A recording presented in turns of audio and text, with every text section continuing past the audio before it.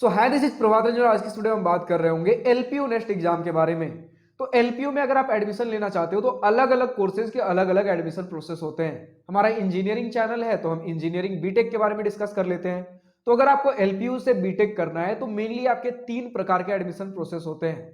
सबसे पहला, अगर आपने क्लास 12th बोर्ड्स में एक बढ़िया मार्क्स अचीव कर रखा है, जेई मेंस में एक बढ़िया स्कोर ला रखे हो, और तीसरा है एलपीयू नेक्स्ट, इनका खुद का एंट्रेंस एग्जाम होता है, इसे देकर भी आप एडमिशन ले सकते हो जो कि सबसे इंपॉर्टेंट बन जाता है। इसलिए आज के इस वीडियो में हम एलपीयू नेक्स्ट के बारे में डिस्कशन कर रहे होंगे।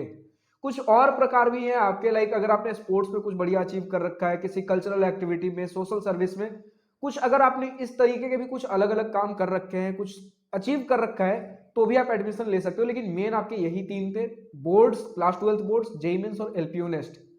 अब देखिए, बढ़िया बात है कि तीनों में ही, चाहे आपका बोर्ड्स हो, जेईई मेंस हो या एलपीयू नेक्स्ट में, अगर बढ़िया स्कोर करते हो तो आपको कुछ स्कॉलरशिप देखने को मिलते हैं। लेकिन जितना मुझे पता चला है कि इन तीनों एग्जाम्स में से ही एलपीयू नेक्स्ट के थ्रू आपका स्कॉलरशिप लेना थोड़ा ज्यादा आसान होता है, इसलिए एलपीयू नेक्स्ट थोड़ा ज्यादा रिकमेंड किया जाता है। इसके और अपने अलग अलग फायदे, इसके बारे में भी हम डिस्कशन कर रहे होंगे।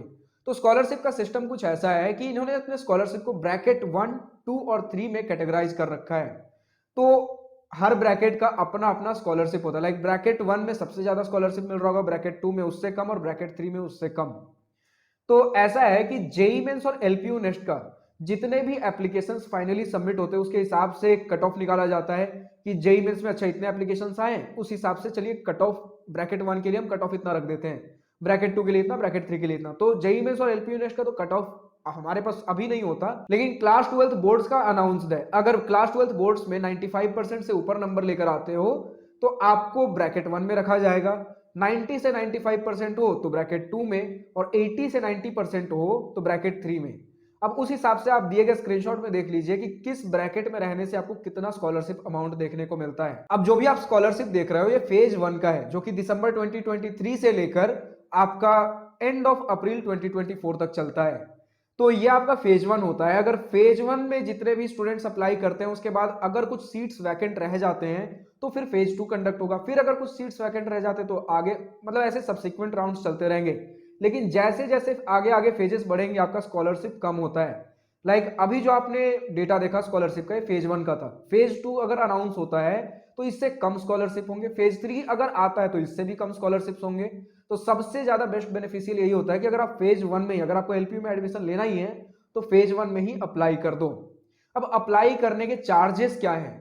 तो ऐसे तो आपका बॉयज का जो रजिस्ट्रेशन फी होता है वो 1000 रुपीज है और गर्ल्स का 500 रुपीज। लेकिन अगर आप नीचे डिस्क्रिप्शन में दिए गए लिंक से अगर आप फॉर्म फिलअप करते हो तो आपको बॉयज के लिए 50% डिस्काउंट होकर 1000 की जगह 500 रुपीज हो जाएगा, और वहीं गर्ल्स के लिए 500 की जगह 250 हो जाएगा। तो डिस्क्रिप्शन में दिए गए लिंक से अगर रजिस्टर करते हो तो 50% डिस्काउंट मिलेगा, जो कि उसके बाद डिस्काउंट लगने के बाद आपका जेईई मेंस के एप्लीकेशन फॉर्म से भी सस्ता हो जाता है। और अगर आपने डिस्क्रिप्शन में दिए गए लिंक से क्लिक ना करके कहीं और से लिंक ओपन किया है, उस केस में भी अगर आप 50% डिस्काउंट चाहते हो तो डिस्क्रिप्शन में कूपन कोड दिया गया है। जब आपको फॉर्म फिल करते समय कूपन कोड पूछा जाए, इस कूपन कोड को डाल दीजिए, 50% डिस्काउंट वापस से मिल जाएगा। ठीक है, तो या तो आप कूपन कोड यूज कर लीजिए या फिर डायरेक्टली नीचे दिए गए डिस्क्रिप्शन वाले लिंक पे क्लिक करके जो फॉर्म खुलेगा उसे फिलअप कर दीजिए। अगर रजिस्ट्रेशन डेडलाइन की बात कर ले तो फेज 1 का रजिस्ट्रेशन 15 जनवरी 2024 को क्लोज हो रहा है। तो अगर आपको फेज 1 का एग्जाम देना है ताकि आप मैक्सिमम से मैक्सिमम स्कॉलरशिप का बेनिफिट उठा सको तो 15 जनवरी 2024 से पहले पहले अप्लाई कर दीजिए। अब अप्लाई तो आप कहीं से भी कर सकते हो, लेकिन अगर डिस्क्रिप्शन में दिए गए लिंक से अप्लाई करते हो तो 50% इंस्टेंट डिस्काउंट मिल जाएगा। अब अगर हम बात कर ले कि एलपीयू नेक्स्ट का और क्या बेनिफिट है, तो भले ही आपको आईआईटी एनआईटी में एडमिशन लेना हो और आईआईटी एनआईटी में एडमिशन मिल भी रहा हो, उस केस में भी अगर आपने एलपीयू नेक्स्ट का एग्जाम दे रखा है और एलपीयू नेक्स्ट के एग्जाम में 500 रैंक के अंदर अंदर आए हो, जो कि बहुत ज्यादा चांसेस, अगर आप आईआईटी एनआईटी क्रैक कर सकते हो तो एलपीयू नेक्स्ट के एग्जाम में भी 500 रैंक के अंदर आ जाओगे। उस केस में आपको एलपीयू 1 लाख रुपीज ग्रांट देता है, स्टडी ग्रांट पढ़ने के लिए आईआईटी एनआईटी में। तो मुझे आज तक रीजन पता नहीं चला ऐसा क्यों कर रहे हैं कि पढ़ तो ये आईआईटी एनआईटी में रहे, फिर ये 1 लाख रुपए आईआईटी एनआईटी में पढ़ने के लिए एलपीयू क्यों दे रहा है।